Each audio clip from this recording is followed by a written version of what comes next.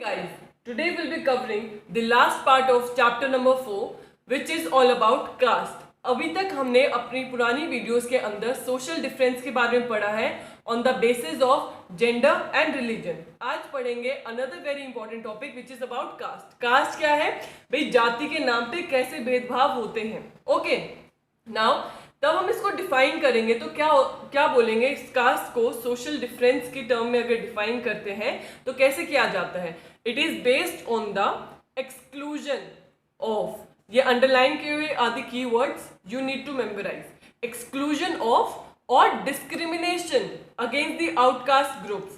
या तो किसी एक पर्टिकुलर ग्रुप को कास्ट से निकाल दिया जाता है, ठीक है, या कुछ हम उनके बीच में भेदभाव करते हैं. एग्जाम्पल है जैसे कोई भी रीजन है, हर रीजन में कोई अपर कास्ट है, कोई लोअर कास्ट है. ओके, तो उसके अंदर क्या है, अपर कास्ट के पीपल काफी ज्यादा अपने आप को पावरफुल समझते हैं, डिस्क्रिमिनेट करते हैं और उनको दबाने की कोशिश करते हैं. ओके, तो इन सब चीज पे जब कास्ट के नाम पे कोई सोशल डिफरेंसेस आने लग जाते हैं सोसाइटी में, भेदभाव होने लग जाता है, डिस्क्रिमिनेशन होने लग जाता है, उसको हम डिफाइन करते हैं कास्ट सोशल डिफरेंस. ओके, अब ये कोई नई बात नहीं है इंडिया में कि हमारे यहाँ सोशल डिफरेंस है कास्ट के बेसिस पे.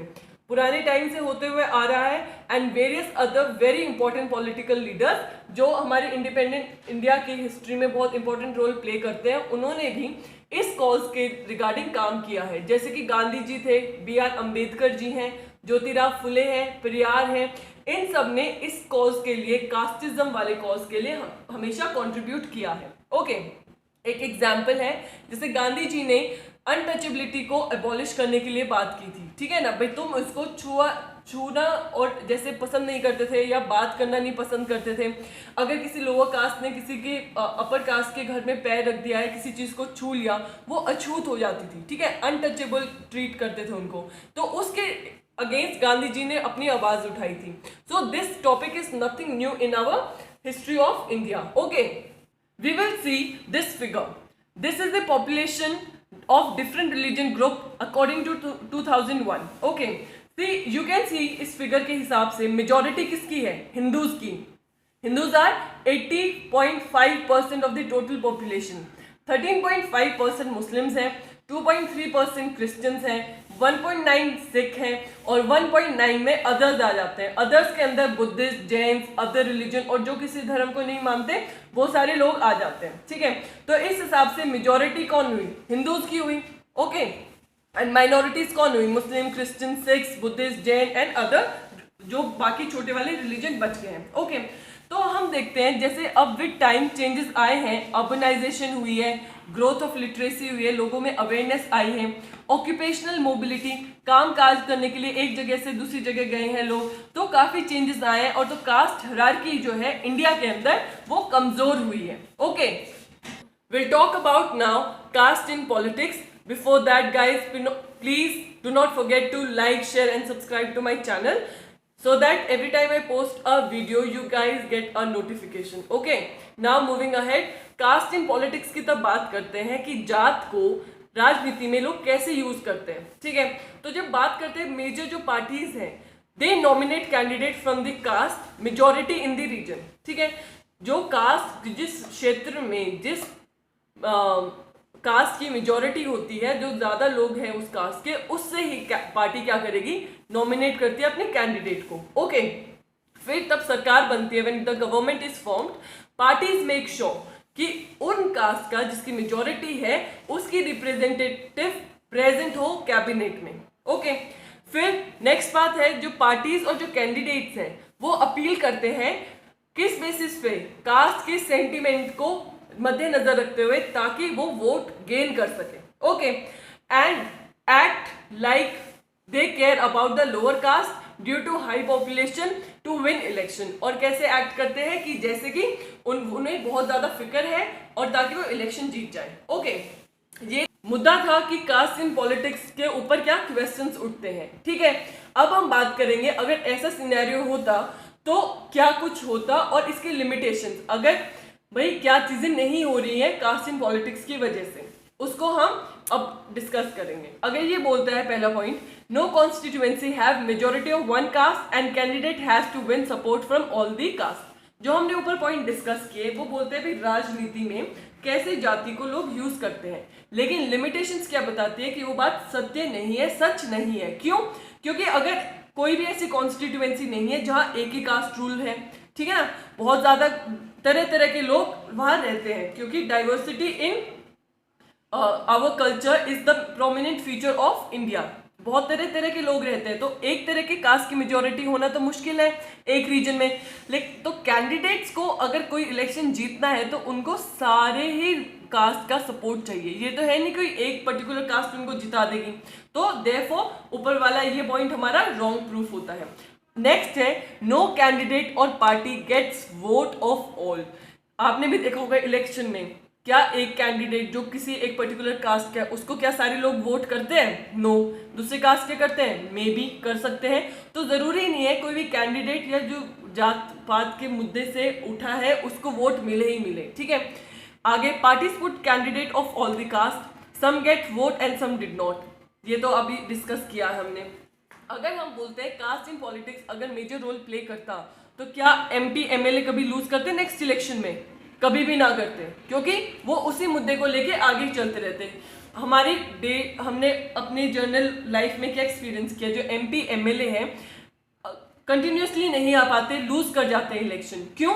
क्योंकि caste has not frozen our politics. India में कास्ट पॉलिटिक्स कंपैरेटिवली बहुत कम है। And before we move ahead guys, please do not forget to like, share and subscribe. And most importantly, if you guys have any doubt, please come up in the comment section. I'll make sure that I'll reach out to each one and every one of you there. Okay, now next topic is politics in caste. Now politics in caste की बात करते हैं कि जात के अंदर भी कैसे लोग राजनीति खेल जाते हैं, ठीक है ना। तो क्या होता है, तो वेरियस, जैसे एक बड़ी कास्ट है वो क्या करती है, जाके छोटे छोटे कास्ट ग्रुप से मिल जाती है, हाथ मिला लेती है। क्यों? In order to rule. Okay, so many caste group come together for the sake of ruling. okay, भाई उनका राज आ जाए, वो सरकार का हिस्सा बन जाए, therefore वो लोग भी एक अलग राजनीति खेलते हैं, छोटी कास्ट के साथ जाके हाथ मिला लेते हैं and forming a bigger caste group in order to rule. okay, that's it for in this topic. Next are the solution. solution क्या है जिससे ये कास्टिज्म वाले सोशल डिफरेंस खत्म हो सके, ठीक है। सबसे पहली बात आती है इकोनॉमिक डेवलपमेंट। इकोनॉमिकली डेवलप होना बहुत ज़रूरी है। अगर लोगों के पास economically if they are well off, तो इन सब छोटी बातों के लिए ध्यान नहीं जाएगा। जैसे कि अगर खुद के पास परफेक्ट इनकम है, अपना घर अच्छे से चल रहा है और किसी काम में इंडल्ज है, तो इधर उधर की बातें जैसे कास्टिज्म, रिलीजन या जेंडर, ऐसे वाले मुद्दों पे लोगों का कम दिमाग चलेगा and they will focus upon the economic development. okay, next is urbanization. urbanization की वजह से भी कास्टिज्म थोड़ा कम हो गया है, क्योंकि पहले क्या होता था, एक रूरल एरिया में ही सब रह रहे होते थे। अब डेवलपमेंट की वजह से लोग जाके बसना शुरू हो गए। अर्बन एरियाज में कोई पर्टिकुलर किसी का ग्रुप नहीं है जैसे रूरल एरियाज में होता था। अलग अलग जगह से अलग अलग कास्ट के, अलग अलग रिलीजन के लोग आके क्या पता एक पर्टिकुलर सोसाइटी में एक साथ रह रहे हैं। तो अर्बनाइजेशन से भी कास्टिज्म खत्म हुआ है। Next is occupational mobility.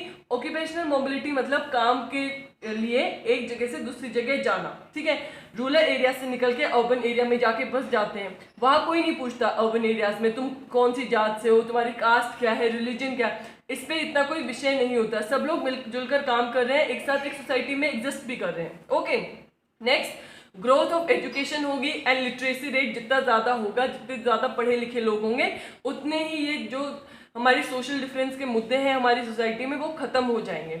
Next important thing is spread the awareness. अब जैसे आप लोग पढ़े लिखे हो, मैं पढ़ी लिखी हूँ, मैंने आपको कुछ बताया, आपने कुछ सीखा, तो ये अवेयरनेस मिली है ना आपको, तो इस अवेयरनेस को स्प्रेड करो, लोगों को एजुकेट करो, ताकि वो लोग भी इस बेसिस पे लोगों के बीच में हमारी सोसाइटी में कोई भी डिस्क्रिमिनेशन ना करें। And at the end of this chapter very important thing here, ऐसे कभी भी कोई भी सोशल मुद्दे जो है हमारे डिफरेंस के, उसके अगर हम लंबा खींचते हैं, एक्सटेंशन ऑफ अटेंशन मिल जाती है, उनको ज़्यादा उन पर ध्यान दिया जाता है, तो ये जैसे सोशल डिफरेंस किस चीज की बात कर रही हूँ मैं, जेंडर बेसिस पे, कास्ट पे, रिलीजन बेसिस पे, ठीक है। अगर इन मुद्दों पे हम ज्यादा ध्यान देते हैं तो कई बार क्या होता है, नेगेटिव रिजल्ट होते हैं हमारे। नेगेटिव रिजल्ट कैसे, लोग इन्हीं के ऊपर फोकस करने लग जाते हैं और ह्यूमन बिहेवियर उनका अचानक से चेंज हो जाता है, काइंडनेस वगैरह सब चली जाती है उनकी। एंड इस सब की वजह से जो हमारे इंपॉर्टेंट हमारे इश्यूज हैं सोसाइटी के, लाइक पॉवर्टी, गरीबी कितनी है, डेवलपमेंट नहीं है, लोगों के पास काम नहीं है करने के लिए, economically they are not so well off, corruption है, ऐसे बहुत सारे मुद्दे हैं जो अवॉइड हो जाते हैं, ठीक है ना। और कुछ केसेस में तो मतलब इतने ज़्यादा मतलब ये डीपर हो जाते हैं केस की, कॉन्फ्लिक्ट होने शुरू हो जाते हैं, टेंशन आ जाते हैं सोसाइटी में, लड़ाई झगड़े वायलेंस होने लग जाते हैं। So guys, what is the lesson we have learned in this chapter? Let's not discriminate on any of the social difference. It could be gender, caste, religion या कोई भी ऐसे छोटा मुद्दा है उसके ऊपर हमें भेदभाव नहीं करना है। And we have to bring the change. Be the change you want to see in the society. I hope this chapter is clear to you guys. See you in my next video. Do not forget to like, share and comment. And most importantly, subscribe to my channel so that if I post a video, you guys get a notification. Thank you so much.